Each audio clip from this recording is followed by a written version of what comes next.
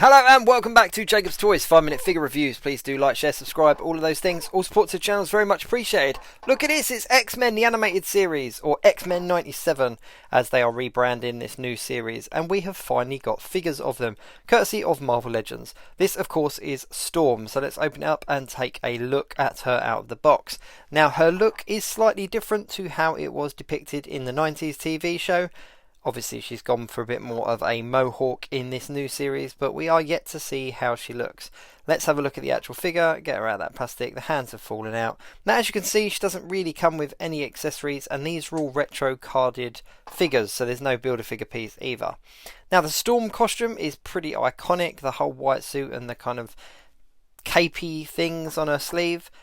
This is a good rendition of it. It looks pretty good. The thing to definitely note compared to previous Storm figures we've had is this one is completely pinless, which is a nice touch. She's got flat heels as opposed to high heels, which is a real bonus because those high heels are incredibly difficult to stand. Now, as the TV show isn't out yet, we haven't actually got a huge amount of reference stuff to go by. There's a couple of promotional images and stuff, but we can see that Storm is rocking a mohawk. This is not the first time we've had a mohawk on Storm, but this is definitely the first version of it with the long ponytail, which is cool. It's always good to have a new head. Now, it is a shame that she doesn't come with any effect pieces. Of course, Storm controls the weather, so it would have been nice to get some effect pieces with her, but we'll address that a little bit later. The actual head sculpt is really nice. It's a really good head sculpt. The expression's decent enough, and the actual details there are really good as well. Now, I'm always a little bit apprehensive with light coloured suited figures because you can get paint rub and stuff, but there's no issues here for me at all with the QC. Now the effect pieces, these are the hands that we got with a previous version of Storm, and I don't think it would have been that hard or that much of a stretch for them to have included these hands again with this Storm, and it would have made the figure just that little bit better. Let's have a look at some previous versions of her. Now, there are some different coloured suits that we've had in the past, but these are two of the more recent, no, these are the two of the more of the previous white suited ones. The one on the right hand side of the screen is the older version, and the one on the left hand side of the screen is the more recent cel shaded VHS box version of her. Now personally, out of the three, I like the VHS one the best. I don't know, there's something about the cel shading that I quite like on Storm. She's not pinless, and she's incredibly difficult to stand up because of that huge hairpiece, but the headpiece is a lot more in keeping with what I see. There we go, she's too difficult to stand up, but the hairpiece on that cel shaded one is a lot more in keeping with what I remember about Storm. Now, as I said, the one benefit for this new one is that it is completely pinless, and it just does make it look a lot more aesthetically pleasing. But I think as far as head sculpts go, I definitely prefer the cel shaded one. So let's just pull the heads off and do a quick head swap and see how they look, because this could be a good combination. See, this to me works. This looks like Storm from the TV show.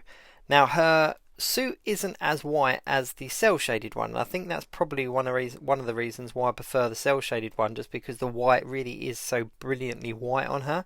And the one on the right, the older one, can't remember which wave that came in, but it was a long time ago now. It's got like a pearlescent look to it, so it's nowhere near as good. But yeah, they're essentially very similar.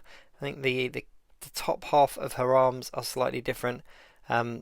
But yeah, I think out of the three, my favourite is still the cel shaded one. There's something just about that head sculpt. It's just, it hits all the nostalgia for me, and the harsh black lines of the cel shading just, for me personally, just work really well on the Storm figure.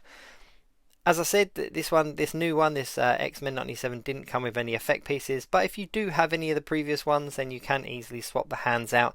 The skin tones are pretty similar, and yeah, she just looks so much better with those kind of effect pieces coming out of her fingertips. It's just very reminiscent of what Storm looked like.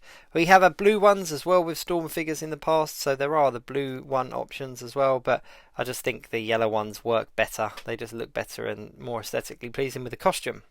But all in all, this is not a bad Storm figure at all. I think it's a pretty decent one, and if you haven't got a white suited Storm in your collection, then this is definitely one to add to your X-Men lineup.